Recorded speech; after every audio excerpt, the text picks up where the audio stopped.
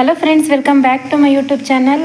So ನೋಡಿ, ಇವತ್ತು ಬ್ಲೌಸ್ಗಳನ್ನ ಬೆಳಗ್ಗೆಯಿಂದ ಸ್ಟಿಚ್ ಮಾಡ್ತಾ ಕೂತಿರೋದಕ್ಕೆ ಮನೆಯೆಲ್ಲ ಯಾವ ರೀತಿ ಬಿದ್ದಿದೆ ಅಂತ ತೋರಿಸ್ತೀನಿ. ಇದನ್ನು ಸ್ಟಿಚ್ ಮಾಡ್ತಾ ಇದ್ದೀನಿ ಇವಾಗ. ಸೊ ಈ ಬ್ಲೌಸ್ದು ಅದನ್ನು ಜಾಯಿಂಟ್ ಮಾಡಿ ಇಟ್ಟಿದ್ದೀನಿ. ಇಲ್ಲೂ ನೋಡಿ, ಈ ಕಡೆ ಎಲ್ಲ ಕೂಡ ಪೀಸ್ಗಳೆಲ್ಲ ಬಿದ್ದಿದೆ. ಸೊ ಇದನ್ನೆಲ್ಲ ಕ್ಲೀನ್ ಮಾಡಿಬಿಟ್ಟು ಆಮೇಲೆ ಇನ್ನೊಂದು ಬ್ಲೌಸ್ನ ಸ್ಟಿಚ್ ಮಾಡೋದು ಕೂತ್ಕೋತೀನಿ. ಸೊ ಇದು ಕೂಡ ಆಲ್ರೆಡಿ ಆಗಿದೆ. ಇದನ್ನು ಸೈಡ್ ಫಿಟ್ಟಿಂಗ್ ಮಾಡ್ತು ಅಂತಂದರೆ ಆಯಿತು. ಇದು ಕೂಡ ಅಷ್ಟೇ, ಇವಾಗ ಡಿಸೈನ್ಸ್ ಎಲ್ಲ ನೋಡಿ ಸ್ಟಿಚ್ ಮಾಡಿ ಇಟ್ಕೊಂಡಿದ್ದೀನಿ. ಇದನ್ನು ಮತ್ತೆ ಇದಕ್ಕೆ ಲೇಸ್ ಹಾಕ್ಬಿಟ್ಟು ಸೈಡ್ ಫಿಟ್ಟಿಂಗ್ ಮಾಡಿದ್ರೆ ಇದು ಕೂಡ ಆಯಿತು. ಇದಾದಮೇಲೆ ಒಂದಷ್ಟು ಬ್ಲೌಸ್ಗಳನ್ನೂ ಕೂಡ ಸ್ಟಿಚ್ ಮಾಡಿದ್ದೀನಿ, ಅದನ್ನು ಕೂಡ ತೋರಿಸ್ತೀನಿ ನೋಡಿ. ಸೊ ಈ ಬ್ಲೌಸು ಎಲ್ಲಕ್ಕೂ ಕೂಡ ಥ್ರೆಡ್ ಪೈಪಿಂಗ್, ಪ್ರತಿಯೊಂದಕ್ಕೂ ಕೂಡ ನಾನು ಥ್ರೆಡ್ ಪೈಪಿಂಗ್ನ ಹಾಕ್ತೀನಿ. ಯಾಕಂತಂದರೆ ಇವಾಗ ಥ್ರೆಡ್ ಪೈಪಿಂಗ್ ಅನ್ನೋದು ತುಂಬಾ ಟ್ರೆಂಡಿಂಗ್ ಇರೋದ್ರಿಂದ ಸೊ ಥ್ರೆಡ್ ಪೈಪಿಂಗ್ನಂತೂ ಯೂಸ್ ಮಾಡೇ ಮಾಡ್ತೀನಿ. ಸೊ ನೀವು ಕೂಡ ಅಷ್ಟೇ ಬಿಗಿನರ್ಸ್ ಆಗಿದ್ದೀರಾ ಅಂತಂದರೂ ಕೂಡ ಪರವಾಗಿಲ್ಲ, ನಾನು ಸುಮಾರಷ್ಟು ವೀಡಿಯೋಗಳನ್ನ ಹಾಕಿದ್ದೀನಿ ಥ್ರೆಡ್ ಪೈಪಿಂಗ್ ಹೇಗೆ ಹಾಕೋದು ಅಂತ ಚೆಕ್ ಮಾಡಿಕೊಂಡು. ಈ ರೀತಿ ಟೆಂಪಲ್ ಡಿಸೈನಲ್ಲಿ ಥ್ರೆಡ್ ಪೈಪಿಂಗ್ನ ಹಾಕಿರೋವಂಥದ್ದು. ಹಾಗೆಯೇ ನೋಡಿ, ಇದಕ್ಕೂ ಕೂಡ ಅಷ್ಟೇ, ಈ ಬ್ಲೌಸ್ಗೂ ಕೂಡ ಇದನ್ನೆಲ್ಲ ಐರನ್ ಮಾಡಿಬಿಟ್ಟು ಹುಕ್ಸ್ ಹಾಕಿ ಅದಾದಮೇಲೆ ನಾನು ಕೊಡ್ತೀನಿ ಫೋನ್ ಮಾಡಿಬಿಟ್ಟು. ಸೊ ಐರನ್ ಮಾಡ್ತೀನಿ. ಐರನ್ ಮಾಡಲಿಲ್ಲ ಅಂತಂದರೆ ನಮಗೆ ಬ್ಲೌಸ್ ಫಿನಿಶಿಂಗ್ ಕಾಣಿಸೋದಿಲ್ಲ. ಸೊ ಐರನ್ ಮಾಡ್ತು ಅಂತಂದರೆ ನಮಗೆ ನೀಟಾಗಿ ಫಿನಿಶಿಂಗ್ ಅನ್ನೋದು ಕಾಣಿಸುತ್ತೆ. ಇದಕ್ಕೂ ಕೂಡ ಅಷ್ಟೇ, ಇದು ನೋಡಿ, ಇಲ್ಲಿ ಕಲರ್ ಮ್ಯಾಚಿಂಗ್ ಬಂದಿದೆ ಅಲ್ವಾ, ಹಾಗಾಗಿ ಅದನ್ನೇ ಕಲರ್ ಹಾಕಿದ್ದೀನಿ. ಸೊ ಇದರಲ್ಲಿ ಕಲರ್ಸ್ ಕೂಡ ಸಿಗುತ್ತೆ ನಿಮಗೆ ಥ್ರೆಡ್ ಪೈಪಿಂಗಲ್ಲಿ. ಆ ರೀತಿ ಕಲರ್ಸ್ಗಳನ್ನ ಕೂಡ ನೀವು ತಗೋಬೋದು. ಕಲರ್ಸ್ ಹಾಕಿದ್ರೆ ನಿಮಗೆ ಇನ್ನೂ ಚೆನ್ನಾಗಿ ನೀಟಾಗಿ ಕಾಣಿಸುತ್ತೆ.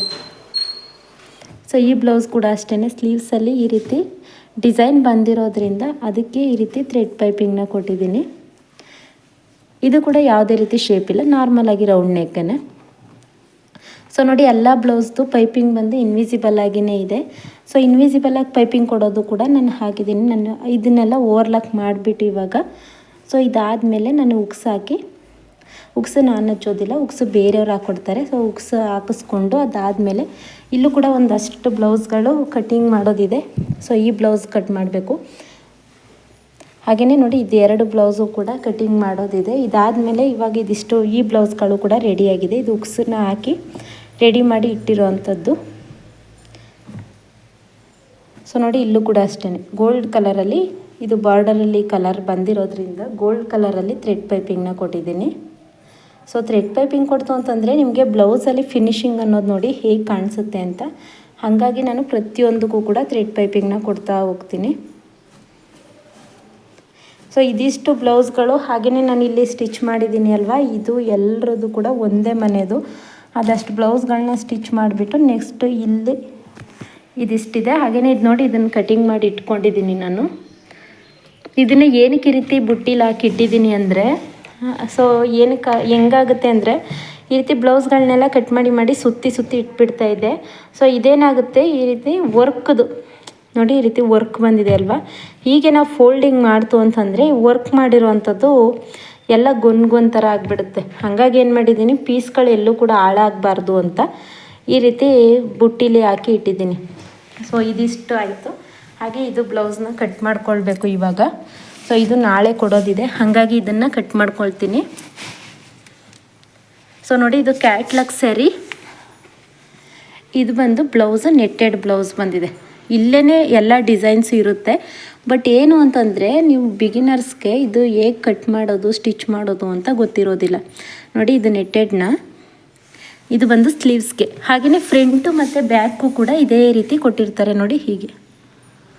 ಇದ್ರದ್ದು ಕಟಿಂಗ್ ವಿಡಿಯೋ ಬೇಕು ಅಂತಂದರೆ ಕಮೆಂಟ್ ಮಾಡಿ ತಿಳಿಸಿ, ಬೇಕಾದರೆ ನಾನು ಕಟಿಂಗು ಸ್ಟಿಚಿಂಗ್ ವಿಡಿಯೋನ ಹಾಕ್ತೀನಿ ನೋಡಿ. ಇಲ್ಲಿ ನೆಕ್ ಹತ್ರ ಕೂಡ ಸಪ್ರೇಟ್ ಕೊಟ್ಟಿರ್ತಾರೆ. ಇದನ್ನು ನಾವು ಈ ರೀತಿ ನೆಕ್ಗೆ ಹಾಕಿ ಸ್ಟಿಚ್ ಮಾಡ್ಕೊಳ್ಬೇಕು ನೋಡಿ, ಹೀಗೆ ನೆಕ್ಗೆ ಹಾಕಿ ಕೂಡ ಈ ರೀತಿ ಸ್ಟಿಚ್ ಮಾಡ್ಕೋಬೇಕು. ಇದ್ರದ್ದು ಕಟಿಂಗ್ ಸ್ಟಿಚಿಂಗ್ ವಿಡಿಯೋ ಬೇಕು ಅಂತಂದರೆ ನನಗೆ ಕಮೆಂಟ್ ಮಾಡಿ ತಿಳಿಸಿ. ಸೊ ನಾನು ಇದ್ರದ್ದು ಸ್ಟಿಚಿಂಗ್ ಹಾಕ್ತೀನಿ. ಇದ್ರದ್ದು ಅಳತೆ ಬ್ಲೌಸು ಇದು.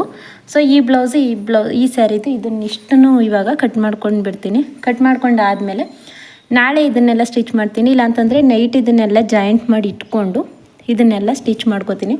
ಸೊ ಫಸ್ಟ್ ಇದನ್ನೆಲ್ಲ ಕ್ಲೀನ್ ಮಾಡ್ಕೊಂಡು ಬಿಡ್ತೀನಿ ನೋಡಿ. ಎಲ್ಲ ಪೂರ್ತಿಯಾಗಿ ಎಷ್ಟೊಂದೆಲ್ಲ ಚೆಲ್ಕೊಂಡಿದೆ ಮನೆ ಪೂರ್ತಿಯಾಗಿ. ಗಾಳಿ ಬೀಸಿದ್ರೆ ಪೂರ್ತಿಯಾಗಿ ಒಳಗಡೆ ಹೋಗುತ್ತೆ, ಅಲ್ಲಿವರೆಗೂ ಕೂಡ ಹೋಗಿದೆ.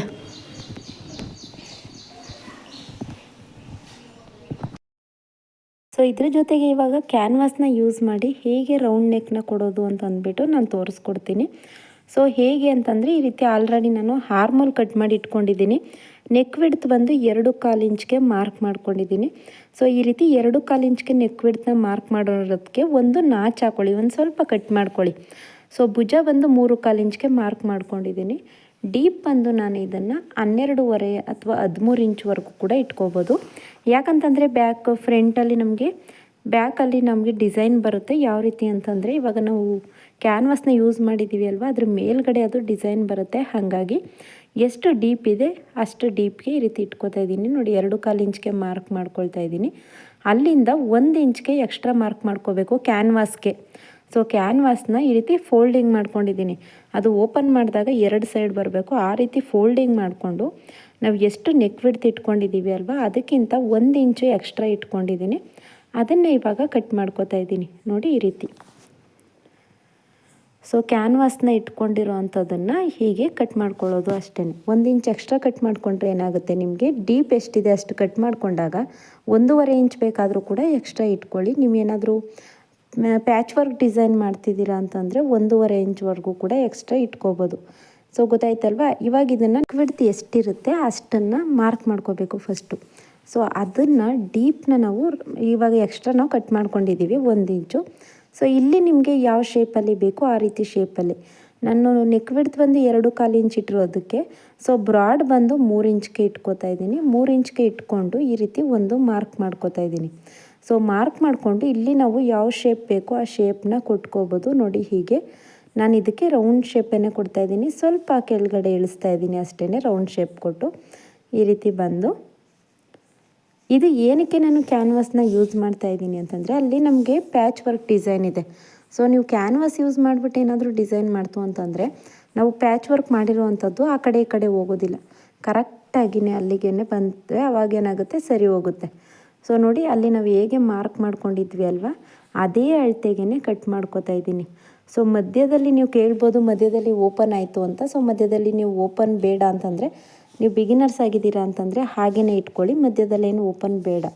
ನಾನು ಏನು ಮಾಡಿದೆ ಅಂತಂದರೆ ನಾನು ಈ ರೀತಿ ಕಟ್ ಮಾಡಿದೆ ಅಲ್ವಾ, ಅವಾಗ ಮಧ್ಯದಲ್ಲಿ ಓಪನ್ ಆಯಿತು. ಏನಾಗಲ್ಲ, ಐರನ್ ಮಾಡಿದ್ರೆ ಅದು ಕೂತ್ಕೊಳ್ಳುತ್ತೆ. ಹಾಗಾಗಿ ಅದನ್ನು ಇವಾಗ ಐರನ್ ಮಾಡಿಬಿಡೋಣ.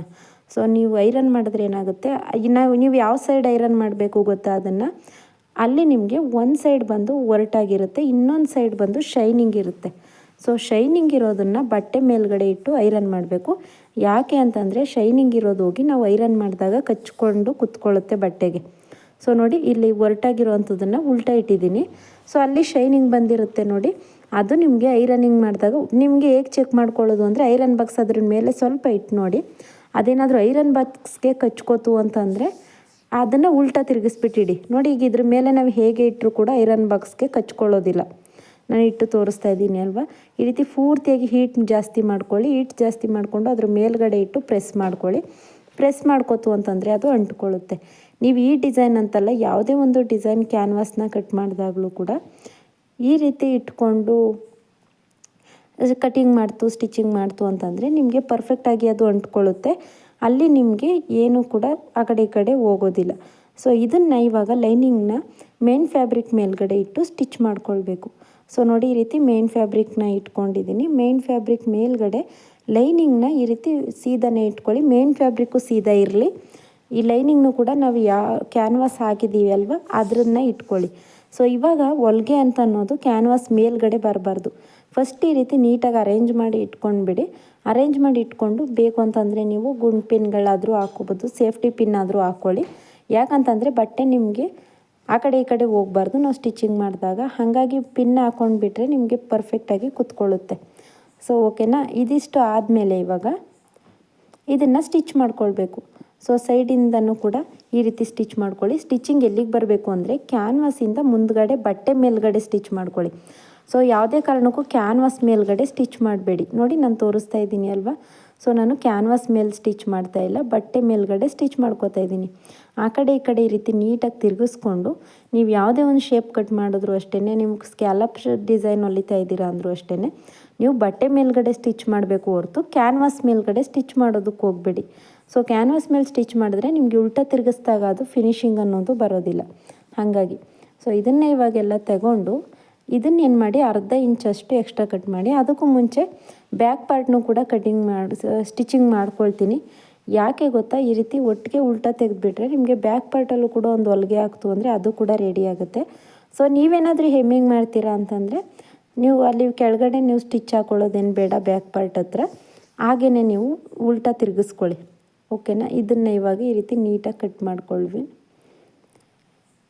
ಇಲ್ಲಿ ನಿಮಗೆ ಬ್ಯಾಕ್ ಪಾರ್ಟಲ್ಲಿ ಏನಾದ್ರು ನಿಮಗೆ ಈ ರೀತಿ ಸ್ಟಿಚಿಂಗ್ ಮಾಡಿಬಿಟ್ಟು ಉಲ್ಟಾ ತಿರ್ಗಿಸೋಕೆ ಬರಲ್ಲ ಅಂದರೆ ನೆಕ್ ಹತ್ರ ಮಾತ್ರ ಸ್ಟಿಚ್ ಮಾಡ್ಕೊಂಡ್ಬಿಡಿ. ನೆಕ್ ಹತ್ರ ಸ್ಟಿಚ್ ಮಾಡ್ಕೊಂಡಾದಮೇಲೆ ಅದನ್ನು ಉಲ್ಟಾ ತಿರುಗಿಸ್ಬಿಟ್ಟು ಅದಾದಮೇಲೆ ಬೇಕಾದರೆ ನೀವು ಒಂದು ಕೆಳಗಡೆ ಪೈಪಿಂಗ್ನ ಕೊಟ್ಕೋಬೋದು. ಇಲ್ಲ ಅಂತಂದರೆ ನೀವು ಎಮ್ಮಿಂಗ್ ಕೂಡ ಮಾಡ್ಕೋಬೋದು. ಸೊ ಯಾರಿಗೆಲ್ಲ ಗೊತ್ತಾಗೋದಿಲ್ಲ, ಈ ರೀತಿ ಉಲ್ಟಾ ತಿರ್ಗಿಸೋದೇನಾದರೂ ಗೊತ್ತಾಗೋದಿಲ್ಲ ಈ ನೋಟ್ ಮಾಡೋದು ಅಂತಂದರೆ ಮಾತ್ರ ಆ ರೀತಿ ಮಾಡ್ಕೊಳ್ಳಿ. ಎರಡೂ ಆಪ್ಷನ್ನು ಕೂಡ ನಾನು ಹೇಳ್ಕೊಟ್ಟಿದ್ದೀನಿ, ಅದಕ್ಕೋಸ್ಕರನೇ. ಸೊ ಇವಾಗ ಇದ್ರ ಮೇಲ್ಗಡೆ ನೀಟಾಗಿ ಸ್ಟಿಚ್ ಹಾಕೊಳ್ಳಿ. ಸ್ಟಿಚಿಂಗ್ ಬೇಡ, ನನಗೆ ಸ್ಟಿಚಿಂಗ್ ಕಾಣಲೇಬಾರ್ದು, ಬೊಟಿಕ್ ಸ್ಟೈಲಲ್ಲಿ ಫಿನಿಶಿಂಗ್ ಬರಲಿ ಅನ್ನೋರು, ಸೊ ಈ ಸ್ಟಿಚಿಂಗ್ ಬೇಡ ಅಂತ ಅನ್ನೋರು ಏನು ಮಾಡಿ ಅಂತಂದರೆ ಐರನ್ ಮಾಡಿಬಿಡಿ. ಸೊ ಐರನ್ ಮಾಡಿದ್ರೂ ಕೂಡ ಕರೆಕ್ಟಾಗಿ ಕೂತ್ಕೊಳ್ಳುತ್ತೆ. ಅದಕ್ಕೂ ಮುಂಚೆ ಲೈನಿಂಗ್ ಮೇಲ್ಗಡೆ ಒಂದು ಹೊಲಿಗೆನ ಹಾಕ್ಬಿಟ್ಟು ಐರನ್ ಮಾಡ್ಕೊಳ್ಳಿ. ನೋಡಿದ್ರಲ್ವೇ ಎಷ್ಟು ಈಸಿಯಾಗಿ ಮಾಡ್ಬೋದು ಅಂತ. ಸೊ ತುಂಬಾ ಈಸಿಯಾಗಿ ಇದನ್ನು ನೀವು ರೆಡಿ ಮಾಡ್ಕೋಬೋದು ಯಾವುದೇ ಡಿಸೈನ್ಗಾದರೂ. ನೆಕ್ಸ್ಟ್ ನಾನು ಬೇರೆ ಬೇರೆ ಡಿಸೈನ್ಸ್ಗಳಲ್ಲಿ ತೋರಿಸ್ಕೊಡ್ತಾ ಹೋಗ್ತೀನಿ. ವಿಡಿಯೋ ಹೆಲ್ಪ್ ಆಯಿತು ಅಂದರೆ ವಿಡಿಯೋಗೆ ಲೈಕ್ ಮಾಡೋದನ್ನು ಮರಿಬೇಡಿ. ಹಾಗೆ ನೀವು ಹೊಸ್ದಾಗಿ ನನ್ನ ಚಾನಲ್ನ ನೋಡ್ತಾ ಇದ್ದೀರಾ ಅಂತಂದರೆ ಚಾನಲ್ಗೆ ಸಬ್ಸ್ಕ್ರೈಬ್ ಮಾಡ್ಕೊಳ್ಳಿ. ಯಾರಿಗೆಲ್ಲ ಟೈಲರಿಂಗ್ ಕ್ಲಾಸ್ನ ಕಲಿಬೇಕು ಅನ್ನೋ ಇಂಟ್ರೆಸ್ಟ್ ಇದೆ, ನನ್ನ ಚಾನಲ್ನಲ್ಲಿ ಚೆಕ್ ಮಾಡಿ. ಅಲ್ಲಿ ನಾನು ಟೈಲರಿಂಗ್ ಕ್ಲಾಸ್ನ ಫಸ್ಟಿಂದನೂ ಕೂಡ ಹಾಕಿದ್ದೀನಿ. ಸೊ ಪ್ಲೇ ಲಿಸ್ಟ್ ಅಂತ ಇರುತ್ತೆ, ಅದನ್ನು ಚೆಕ್ ಮಾಡಿ. ಆವಾಗ ಫಸ್ಟಿಂದ ನಿಮಗೆ ಟೈಲರಿಂಗ್ ಕಲಿಬೇಕು ಅನ್ನೋರಿಗೆ ಸಿಗುತ್ತೆ. ನೋಡಿ, ನಾನು ಪೂರ್ತಿಯಾಗಿ ಈ ರೀತಿ ಫಿನಿಶಿಂಗ್ ಮಾಡಿಕೊಂಡೆ. ಇವಾಗ ನಿಮಗೆ ಯಾವ ಡಿಸೈನ್ಗೆ ಬೇಕೋ ಆ ಡಿಸೈನ್ನ ನೀವು ಹಾಕೋಬೋದು. ಏನಾಗುತ್ತೆ ಅಲ್ಲಿ ನಿಮಗೆ ಪರ್ಫೆಕ್ಟಾಗಿ ಕೂತ್ಕೊಳ್ಳುತ್ತೆ. ವಿಡಿಯೋ ಹೆಲ್ಪ್ ಆಯಿತು ಅಂದರೆ ಲೈಕ್ ಮಾಡಿ. Thank you.